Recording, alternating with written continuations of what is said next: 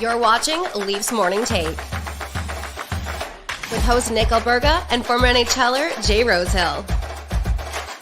The show starts now.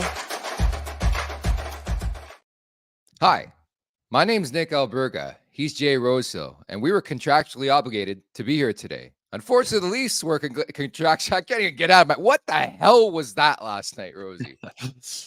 Dude, I hate doing these shows. Like, you're hoping the team comes home from a road trip, gets back home to their barn, takes a step forward, kind of solidifies their self, and reminds themselves they're a premier team, and just kind of takes a step forward. And instead, they take a huge dump in their pants.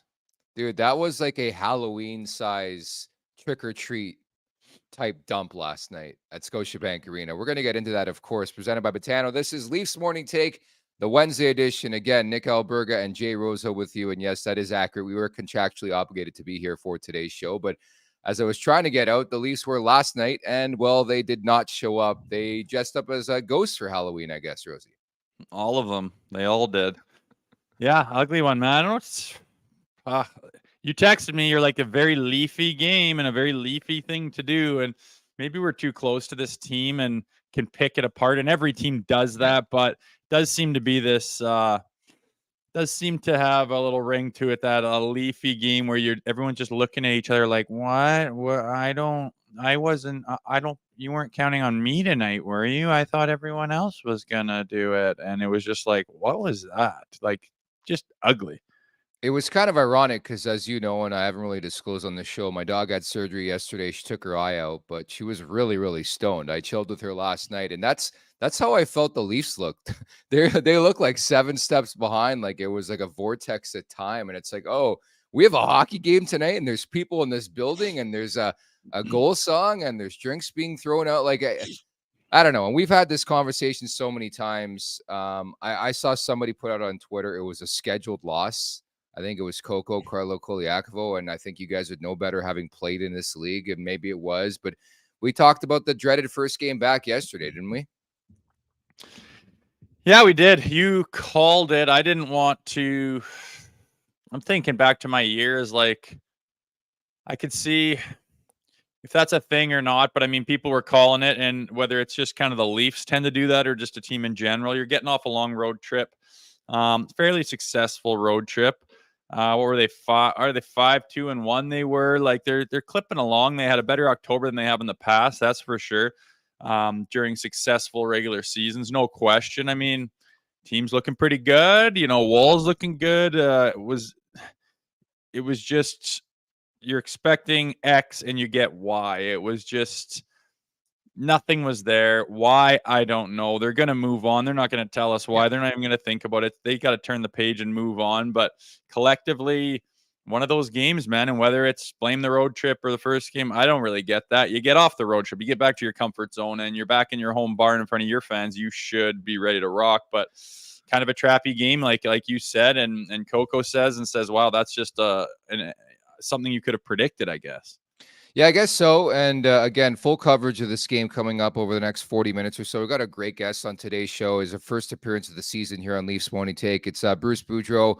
Going to get his thoughts. I'd love to get in the mind of an NHL head coach, like how you respond, what's said in that room after a game like that, where we've seen this episode before. Who's to blame? Is anybody to blame? Is it a full circle type team type of thing? Do you have conversations? Like, we're going to answer that all with Bruce Boudreau coming up in about 15 minutes or so at the Leafs Nation 401, where you could subscribe here on YouTube, at the Leafs Nation 401, again, where you could subscribe if you're watching for the first time. Please help us out. We're doing our best here on this program. And again, we are contractually obligated to be here today. Search Leafs Morning Take wherever your podcasts pop up as well, and we'll pop up to your liking. And again, contractually obligated to be here. We show up for shows, which is great news, right?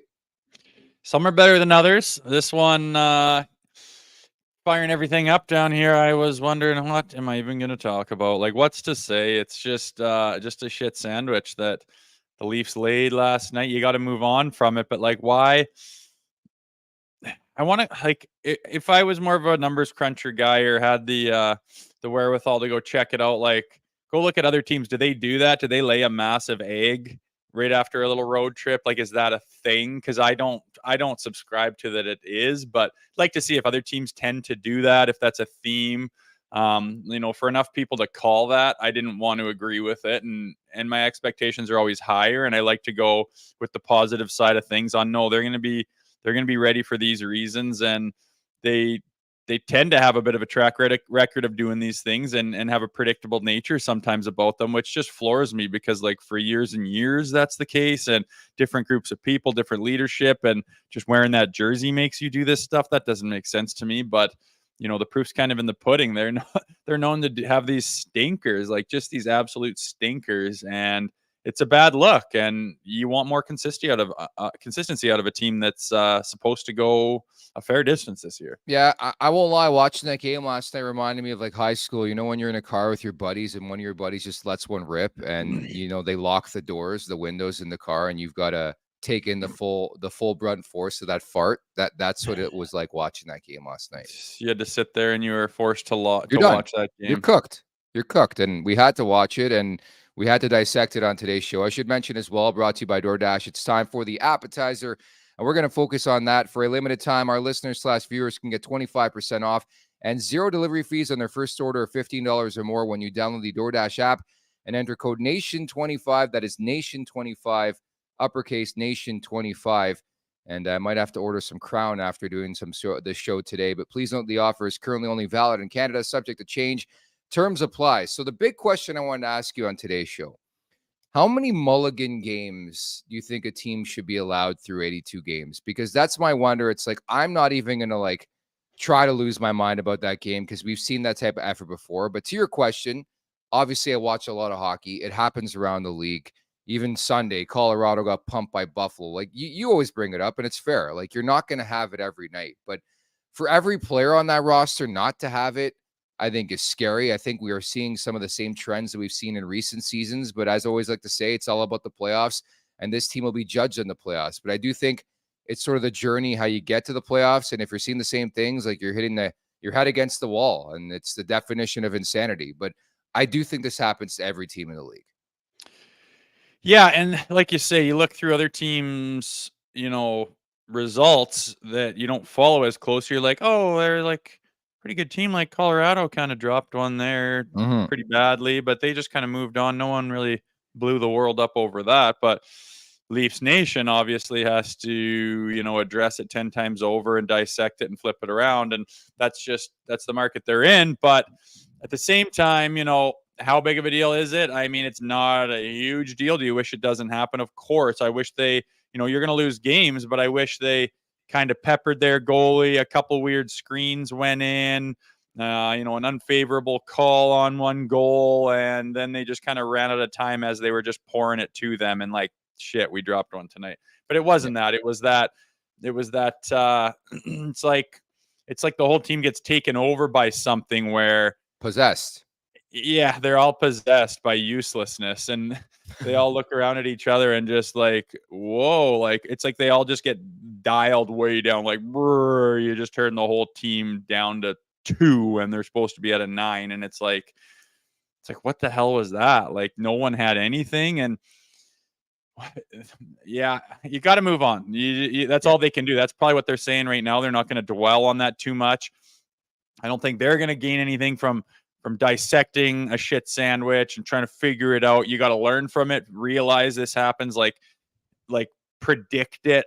You could talk about that before that game. Guys, just coming off a road trip here, got to make sure we're sharp. Preparation, put a little bit extra into her tonight. Make sure everybody's ready to go. Someone do something special on their first shift. Every single line, do something special on your first shift. Make sure we're into this one right off the get-go tonight, boys. That kind of thing, address it. Hey, there's a chance, there's reason to believe that we could come out flat tonight. Let's make goddamn sure that doesn't happen. And, let that be not the elephant in the room, address it and go out there and try to make sure it doesn't happen. And whatever you can do to try to negate those games throughout the season is going to be big. But if you subscribe to, your train of thought, none of these games even matter, stink up the whole time, just show up in the playoffs, which I can't say I'm a fan of, but some people just don't care about these games in the regular season.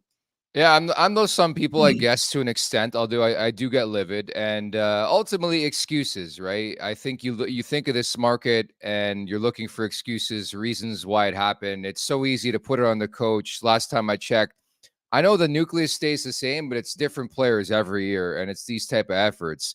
I just wonder why the players never really get the brunt of the force in this market. Like last night, big stories on social media. The refs are working for the Los Angeles Kings.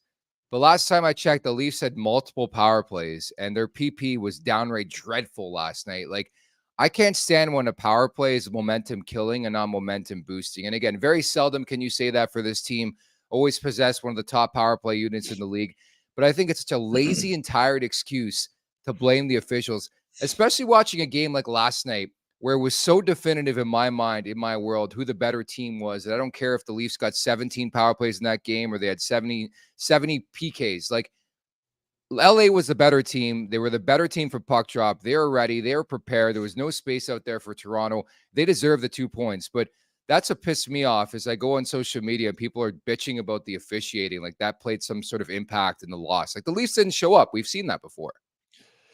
Yeah, there's no team who can get the gamut of takes from one extreme to the other. I know. It's like the league's working for the Leafs and gives them every advantage and opportunity to succeed because the league wants the Leafs to do good, and then the league's against the Leafs and they get screwed on every call, every outcome, every this, that, and the other thing. It's so dumb. And my mind does not come away from the players, maybe the coaching staff a little bit, to try to, like I said, make those guys aware of the potential to have a flat game and try to negate that with everything you can and address it and be ready. And like I said, try to influx some kind of awareness to that and make sure everyone's ready to go at puck drop.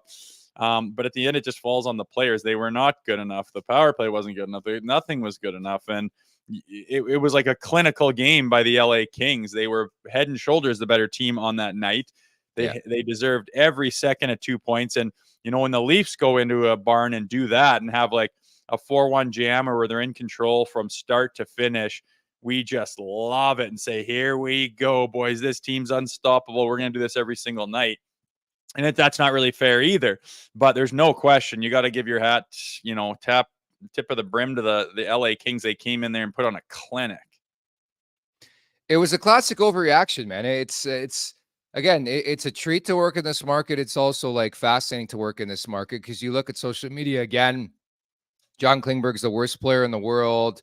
Why is Ryan Reeves here? What's Max Domi doing here? Like the finger pointing begins over one loss where it's like you look again. I think October was an overwhelming success. And for the record, I said this on yesterday's show before the expected clunker, as we were talking about off air 2 days ago.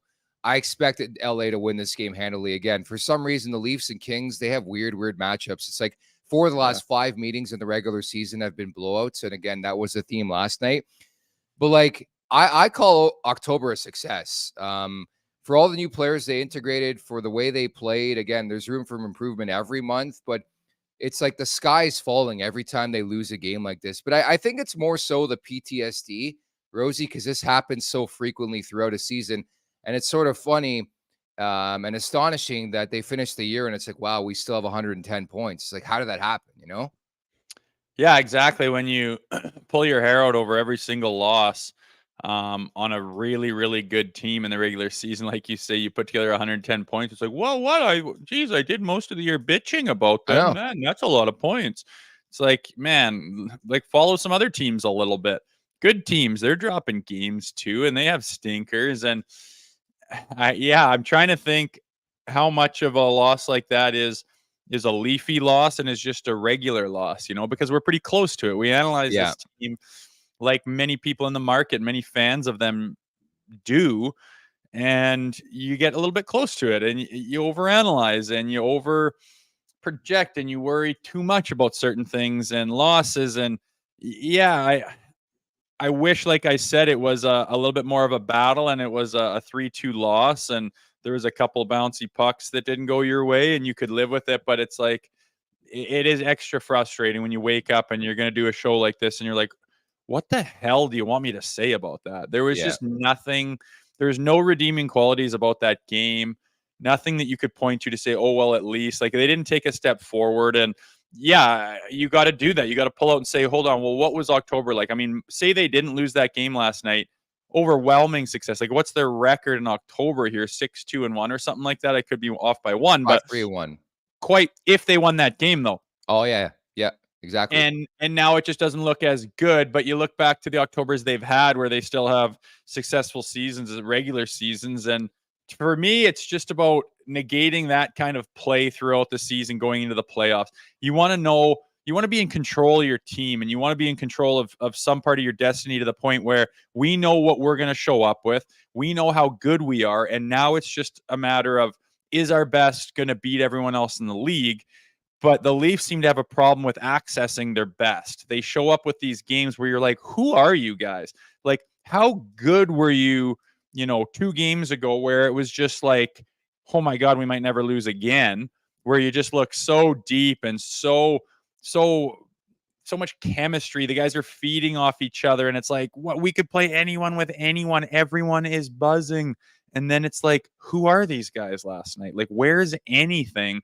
And I think that the consistency is what I'd be a little bit concerned about in trying to access your best, or at least close to your best every night, because you can't go into the playoffs, and we've seen it before, trying to figure out where your game is. It doesn't work. You got to have that down pat. You got to have an identity. You got to be able to find different ways to access your best, even if things aren't going your way, or you're just not going to win a Stanley Cup.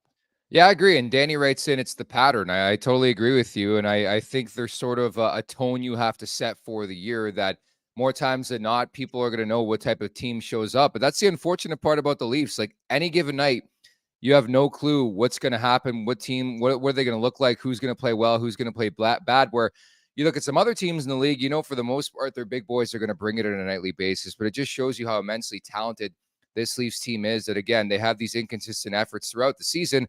And again, as mentioned, still finish up with like a top 5 point percentage in the league. I will bring you a couple of positives from last night's game, because we got to do that. Some pros and cons to the Leafs. They've gone now 154 games and counting without being shut out. They scored that goal yesterday. It's the longest active streak in the NHL. Does that impress you, Rosie? I think it's just an anomaly. Okay. I mean, it is. I mean, someone else would have done the same thing, but they had that one game right in the middle of that streak, or their streak would be plus 20 again. Like, I don't know. It doesn't impress me. Okay. So not easily impressed. Nylander set the franchise record for longest point streak to start a season at 9. Does that impress you? I'm surprised that's the record to start a year, though. Yeah, but to go back to like the 60s and the set, like Boris Salming never had like 9 in a row, it seems. But what does impress me is this whole league right now, their ability to score goals when it's this dynamic, this fast, the goalies are this good, and guys are going on these heated point streaks. And it's like, I remember when I started playing pro, like the problem was we got to get obstruction going, because this clutching and grabbing, like these 2-1 games are not cutting it for the fans and the growth of the game. So they wanted to open it up and get scoring going. And I think that mixed with the talent and the training of these players these days, plus the sticks that they're using these days and the way they're able to load those things up and absolutely wire them wherever they want. Like, it doesn't cease to amaze me where these guys are scoring from. Just absolute tactical precision, like these bar down short-sided goals, like Bedard, what he can do with a puck. It's pretty incredible. So for William Nylander to go on, a 9-game heater to start the season, it's great. Yeah, it doesn't mean a whole lot, but it's great. I mean, you remember Marner's run last year that he went on, and we were all talking about it. Like, what does it really mean? Nothing. It's just kind of a personal accolade. It's a feather in a guy's cap. At the Leafs Nation 401, where you can subscribe here on YouTube as we bring in today's guest, the one and only mega Leafs fan. It's our boy, Bruce Boudreau. Gabby, thanks so much for doing this today. How would you dissect the pile of shit we saw last night? Could it be the first game back off a long road trip type thing, which often is the case, even though I think they had a few days off. By the way, I'm phoning from my car. That's why I look like all good. You're not driving, are you, Brucey? No, I just pulled over, Jay, and responsible. Off the QEW, just took the first side street I could find, because I forgot that I had to do this by video and it wasn't just on the phone. But so no, I mean, I don't think it's, look at it. You play 82 games, you're going to have some clunkers. And the problem is every time it's a clunker in Toronto, it's made to be like you just didn't make the playoffs or something, as we all know. But I mean, they had a clunker. It was the first game back off the road trip, and we forget we played, or they played a very smothering team. LA, when Todd has got the team playing the way he wants to, and Trent Yanni, they smother you. They don't give you. They're in your face all the time. They take away the middle. They do all of those things. They don't give you opportunities, so they can make you look bad on occasion. There you go, Bruce. What with your career of coaching, when you see that potential to have a clunker like that after a road trip, or certain positions where you've seen through experience, like, hey, this is a ripe chance for them to kind of really come out flat. What do you do to help negate that? You got any tactical things you've gone through in your years?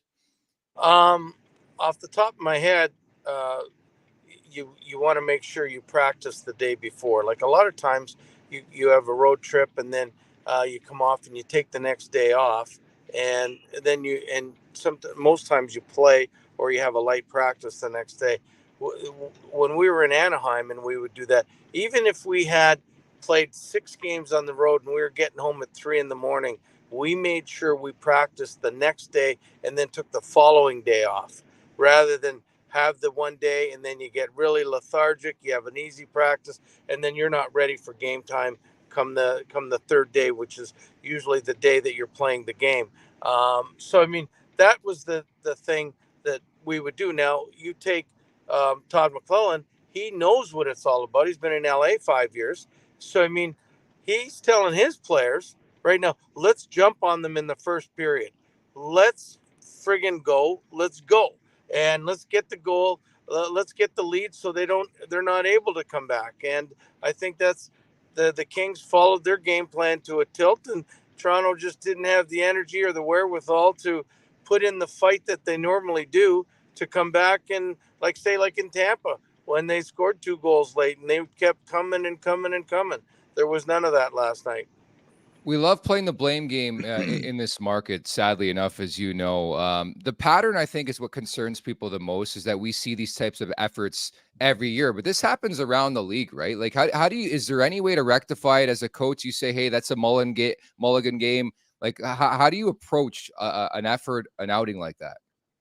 Well, I mean, you have to understand it. I mean, if you're a fan out there and you expect 82 games at the absolute top of your game, you're in for a rude awakening. There's times anybody that goes to work in any job, there's days where I just don't feel like working. I don't feel like going to work, and that happens. I mean, I had a very good coach of mine, Eddie Johnson. I think he might even be in the Hall of Fame. Played for the Bruins back in the day, and was my coach in Moncton. And he would say that he expects a full-time NHL player and to play out of 10 games, 8 games at the top of his game, 1 game to be very mediocre and have nothing to do with the game, just he's there, and 1 game to be really crappy. And so that's out of 10.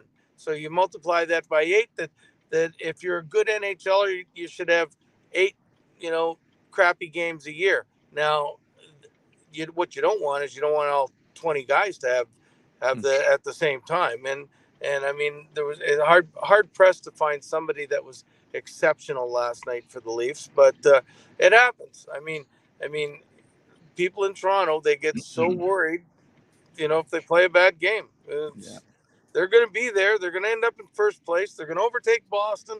I don't know what they're going to do in the playoffs, but I know that's what's going to happen in the regular season. Yeah, sometimes the stars align and everyone kind of has one of those games at the same time. There's not much hope in the NHL when that happens, when everyone's as high flying as they are. But wanted to ask you what you think of this new, I guess, some of the additions to the roster, the Leafs look, how they've started off. They had a pretty successful October considering the pattern they normally have. How do you like the new additions to this roster?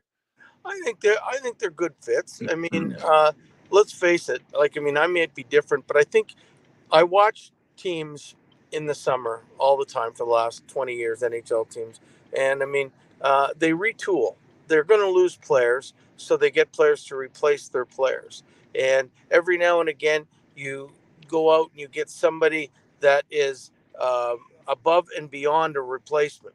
Like, I mean, for example, they went and got Bertuzzi for Bunting. Okay, like, I mean, both similar players, you know. I mean, so I mean, I think they should be the same.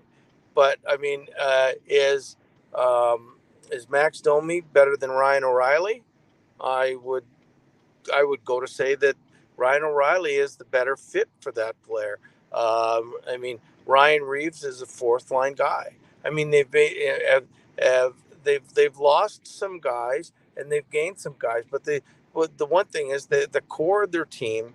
I mean, Wall has come to us as a huge surprise and a positive surprise. So that's better. But I think the Leafs are the Leafs. They're the same Leafs. I think they're as good as they are.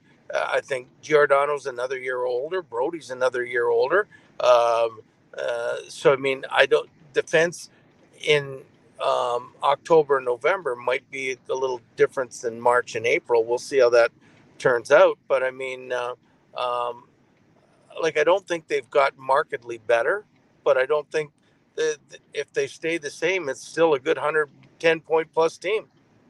Yeah, and again, I think everything's going to be judged in the Stanley Cup playoffs, and I think it's hard to say that here sitting on November 1st, but it is the truth when it comes to this team and sort of how we break down Brad Treliving's first season. You mentioned Joseph Woll. It's getting louder and louder on social media. Just your thoughts on that whole situation. Do you think Sheldon Keefe has to handle it differently? Just because every game, we're going to wonder who the next starting goalie is. Like already, should it be Samsonov? Should it be Woll for Thursday in Boston? Do you think because of the market, Sheldon Keefe might have to handle it a bit different, maybe come out and say, hey, this is our guy moving forward, or no? I don't think so. I think all the fans want that. But I mean, the fans aren't the ones in the rink making the plays and doing the work. I mean, we all have our own opinions, but I guarantee out of the one person in the whole world that knows the players better than anybody is the coach on any team. And he will know what's, the thoughts on going into Boston. Okay, listen, do we play Woll again? Because he lost his first game in this year, I think. And or do we all of a sudden put Samsonov in? And what if he loses to a great Boston team? Is it going to get louder that, we got to play Woll again all the time? I mean, I think it's a tough decision, but I mean, Sheldon will know what he's doing. If it was me, I'd play Woll again and to see how he responds against a great team that after a loss, because I haven't seen that other than the playoffs. My thinking is, I think obviously you want to shelter this guy a bit when talking about Samsonov, just because he's a bit fragile right now. And you look at Boston, McAvoy's not going to be in the lineup. They're playing to the under quite a bit, a defensive-minded team. Or you have Buffalo on Saturday, and I think more susceptible to more of an open game, no? Well, first of all, you can't ever say Boston. I don't care if they're missing 8 players or the Bruins. They find somehow to be great every night because True. they play the same way and they make it very difficult for you. They are not as high scoring a team as Buffalo, and they don't have that firepower that Buffalo has. Do you play him on the road? Do you play him at home? Where's he better? Let's look at the numbers. How he plays, and all these things will come into play. I remember I had 2 goalies. I only remember one of them. His name's Michael Neuwirth, and Yeah. the other guy was the guy we got from Nashville, and we traded Varlamov to Colorado, and so he was supposed to be the number one goalie we had. And to start the season, I looked at his numbers, and he was undefeated, or he had never won against Florida. And the next game we played Tampa, he had never lost against Tampa. So I changed it up and played the backup first and him second. And I thought the world was going to end. The agent phoned, everybody phoned. I mean, we won both games. We did it the analytics ways. And this is back in 2010, I think, or 2009. And but it's sometimes you look at it and Sheldon might say, what's the record that Samsonov has been against Boston? Did he play good? Is he a better road goalie? Is he a better home goalie? And that might be making the decision, not whether he deserves to play or he doesn't deserve to be playing, or he's fragile, or what have you. So I think there's a lot of things that go into it before the decision is being made. And lastly, what's your read on Mitch Marner? By his standards, it's been a so-so start. What, he's got 8 points in like 9 games. I mean, for any other player, they're laughing. But obviously a bit different in this market with Mitch Marner and that top 6 in general. Would you? I know a lot of people have been calling for Marner to go back with JT and for Nylander and Matthews to be a thing again. Like, what would your top 6 look like, and what have you read from Marner so far? I mean, the top 6 it's all a scramble. I mean, they can change in the game, so I'm not worried about that. And you're going to find, okay, the first 10 games, Mitch Marner's going to end up with 9 points if he gets 1 point next game. Okay. But the next 10 games, he might get 25. Everybody goes, he's on fire. He's got that kind of capabilities. And that's, the whole thing about statistics and whether, like, I love reading statistics like in baseball. Well, he's only 3 for the last 30. And then all of a sudden he goes 15 for 25 and the average comes up again. It's the same as in hockey. If you're a goal scorer, you might go 8 to 10 games without a goal, and then the next 10 games you might get 10. Austin Matthews got 6 in his first 2. Nobody says he's only got 1, I think, in his last 7, True. but he looks like he's got a lot of goals, 7 and 9. So I mean, I'm not worried about Mitch Marner. I think he's one of the best players in the league. I thought he was the first time I saw him play, I think, which was about game 10 of his career when we played against him. And I said, this guy's going to be a superstar. And he is. So he's the least guy I'd worry about on that team. Who would have thought? Numbers guy, Bruce Boudreau. Gabby, we'll leave it at that. Thank you so much for being safe and pulling over. Appreciate your time today, bud. It's always fun. Talk to you guys later. Thanks, Take Bruce. care. See you later. Okay, Jay, bye. Absolute best, Bruce Boudreau. We love having him on just for his insight, right? Somebody who very, very recently coached in this league, to get his thoughts on what's going on so far. And I think the biggest thing I took from that interview, number one, he's got his seatbelt on. He pulled over. That's great to see. He came on with us. But number two, like, what a coach thinks game by game. You're not going to have it every night. And I think to keep everything into perspective and to not think like a crazy fan or media member, right?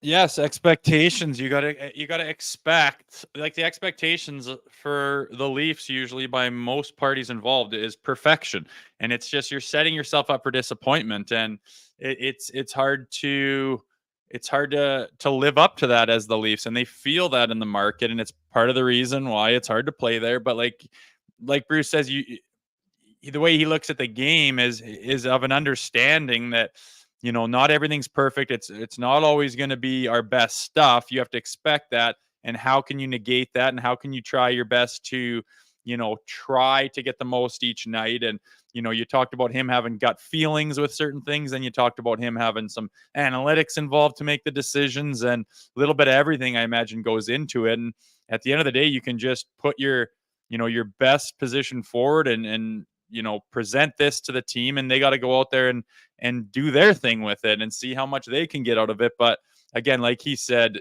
of course the sky's falling because everyone's watching this team so closely, but this type of thing just happens to every team throughout the season.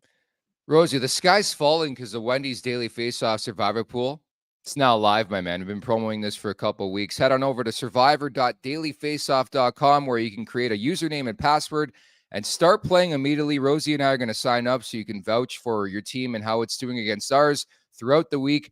It's a season-long NHL fantasy game that runs weekly, Monday to Saturday, where users will be able to make their selection each day and advance accordingly. Prizes only be eligible to those users who are a resident in Canada, except the province of Quebec. Pricing will vary on Wendy's weekly menu items. Additionally, there will be a season-long prize of $5,000 up for grabs as well. Again, head on over to survivor.dailyfaceoff.com for more details on how to play. And Rosie, I will crush you this season on that. Smell a little wager coming on. Ooh, maybe like a Baconator. That is my favorite hamburger at Wendy's. I like that. Yeah, I mean, I might want to team up with you. The amount of hockey you watch, you do your analyzing shows, your betting segments, your fantasy stuff, man. I would probably get smoked. So I'd rather maybe team up with something and see if we can win some hot menu items, because I'm I'm a fan of their burgers. Yeah, I'll take you up on that. I think we should create a team. Your insight, knowing the game and being a player on the ice and feel and just sort of my knowledge of the game. I won't lie, I did very successfully last night. I was texting with a buddy because he just doesn't have it in him to bet against the Leafs. But you got to pick your spots, man. I hit LA money line before the game at plus money. When it was 2-0, I hit LA minus 2.5 to win by over 2. They did that. I had Trevor Moore shot prop, hit that because of the revenge angle. I had Philippe Deneau to get a point because he always kills the Leafs. Like, it's that type of shit you got to think about. Nevertheless, I do get stuff wrong, believe it or not. But we look into the November schedule. So, Rosie, we talked about October. I think you and I both agree. Yeah, last night stunk. It was a pile of shit. Halloween, whatever. Spooky night, whatever you want to call it. 5-3-1. We'll take it. So here's your November outlook brought to you by Wendy's. 12 games. You got 7 at home, 3 on the road, and 2 in Sweden just for good measure. Yeah, with some travel mixed in there, hey? Across the pond. That'll be interesting. It'll break that month up in a hurry. I imagine it's going to fly by for those guys having that on the agenda. That's going to be a whirlwind. That's going to be fun. They're going to be looking forward to it. They're going to do a lot of special things. You do that, your marketing team's going to have you signed up for dinner here with this person and meeting those things and going to this hospital and going to that school or whatever they do. That's going to, the whole point of that is promoting the game, and they're going to have a bunch of stuff to do. It's going to be fun as hell. They're going to try to probably do a little sightseeing, see some neat things over there while they're there. It's just going to be a whirlwind for them. And, whether that's a good thing or not, time will tell, but it's going to be a different look for them for sure. A busy month, and hopefully, when that's happening, you catch a little bit of fire, and these guys won't overthink it. They'll just go in one game after another, string together a bunch of them. I hope they do some team building stuff over in Sweden, build that camaraderie up, get that locker room tight as could be, go through a bunch of different memories and come together as a team, have a big November and look back and say, oh, baby, we caught fire there. That's kind of the goal in my mind. I'm concerned they're going to play tummy sticks with Justin Hall out in Sweden, dude. He's going to be there too with the Red Wings, and that scares the shit out of me, man. Like, I don't need that juju in my world right now, especially knowing what we know about this team in the month of November. We always harp with them in October. The one thing we know that's consistent under Sheldon Keefe, this team fucking brings it in November, dude. Like, I look at these 12 games, I want like at least 7 wins, and I want a Mitch Marner point streak on top of that. Like, again, it'll show you to put everything into perspective. I'm forecasting a big month for this team. And again, we said this yesterday. You got to take advantage of those home games because last time I checked, you play 41 on the road, 41 at home, right? So you see all these home games. Conversely, down the road is going to be a lot of road games, right? Yeah, 100%. And you got to win them in both spots, right? You go into a playoff series, you're going to be splitting those. You can't be thrown off by being in, on the road, and you can't shit the bed because you're at home and you're a little tighter or whatever. It's you got to do well on both. I don't think teams that go the distance have any trends of being brutal in either on the road or at home. You got to be able to play on both sides of it. So what's that considered, these Sweden games? Is it a road game and a home game, or are they considered road games? I think they're actually both road games because it's Toronto and they need the gate and the league needs it. Like, it's so Toronto, right? Yeah, like they're not giving up. Oh, sorry, we won't be giving up any home Exactly. games, but thanks for asking. We can have such and such a team take the home games. It actually benefits the Leafs, I think so, 100%. Yeah. It's nice, and rightfully so. I mean, the market and the money, they're not going to give up a goddamn home game in Toronto. No. That's the last team that would do so. So it makes sense. But yeah, I mean, I hope that if you're talking about the Leafs and, this is so typical, well, hopefully that trend continues and they have a November like they've had in the past and put themselves in a good position, get some confidence going. And I really hope they figure out their goaltending situation. I think it's interesting that, Woll kind of dropped, a game here now. He's kind of more human. He was on that pedestal. And it's shitty right now for this week specifically because you look ahead. Okay, well, who do we got next? Who are we going to play? Oh, fuck, Boston, right? It's tough. It's they're a nasty team, and there's tons of history, and they are still that team that went on that historic run in the regular season, and they're trying to prove against what they did in the first round of playoffs last year by getting beat out by a wild card team. And it's who you're going to play in that one. I don't know, man. It's a tough one. Like you say, you might have to just, go crunch some numbers and go with that because I don't think there's a clear answer.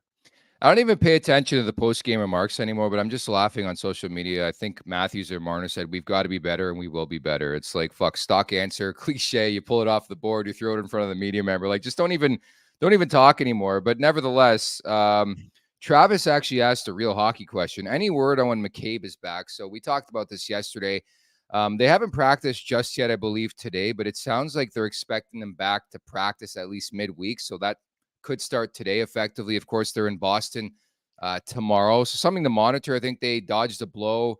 Really can't give an accurate analysis of like Liljegren's game last night. I thought he got exposed a couple times, specifically in the first by Trevor Moore, former Leaf. But it's just one of those things where it's just got to be trending in the right direction by season's end. So a mulligan game to me. Weird night at Scotiabank Arena, but we talked about this a couple days back, how like LA plays Toronto hard. Like there was no space out there, man. I think the team that always beats Toronto never gets enough respect and credit. I think Todd McClellan, as Gabby put it, like deserves a lot of credit for the game plan. And nobody talks about the fact that LA was coming east for the first of 4, right? So like they were sort of in the same predicament as the Leafs and only one team showed up, right? Yeah, it happens. I like that. I like that train of thought. Let's chalk it up to, tough loss, move on. That's what they're going to do. That's what you got to do. Try to let those happen as little as possible. But yeah, you got to tip your cap to LA. They came in, they were ready to play. Toronto had a couple of reasons not, but it is what it is. Move on and see what we can do on this road. And I mean, you have a big game, and it's almost like going into the Boston game. It's like, well, at least they have, we got to right this ship right now. Everyone's going to be focused, prepared, ready to go. I think they'll bring their best stuff against Boston, and whether they get the win or not, that's going to be interesting. But if they do, it'll have right the ship in a hurry, getting that team, knocking them off their pedestal, because they've been hot as hell throughout the start of October here. Your boy on Twitter, Michael Marchand, and we respect that. He watches on Twitter. 7 wins in 12 is 500-ish hockey. Well, I mean like 7-3-2. Sorry to be technical there, Michael. He also writes in, Leafs have any cap space to bring Timmins back off LTIR? I don't know the answer to that, quite frankly, right now. I think we'll find out in the coming days. Having said that, I will say, really haven't been impressed, one way or another with Pontus Holmberg, as I put on social media yesterday. Like he's just been there. The fourth line in general hasn't brought much. Gregor hasn't been great the last couple games. But again, I can't point fingers because across the roster, everybody was pretty bad yesterday. Nylander maybe stood out a bit, but he has the whole season. And as mentioned, it's going to be a long year. There's going to be ups and downs. I know some people in the chat were asking about Max Domi. I know he's trying to get things going last night, but it was like a 4-1 game. Like, who cares if you want to try and fight? Like, I think he does need, like Max Domi specifically probably needs a fight to get ignited in this market a bit. Like he is, you could tell he's fighting it, but Rosie, it just shows you that nobody is like going to get that green light, that fast track in this market just because of who they are, who their dad was, or like, it's hard to play for this team, right? And the added pressure of who your dad is too, right?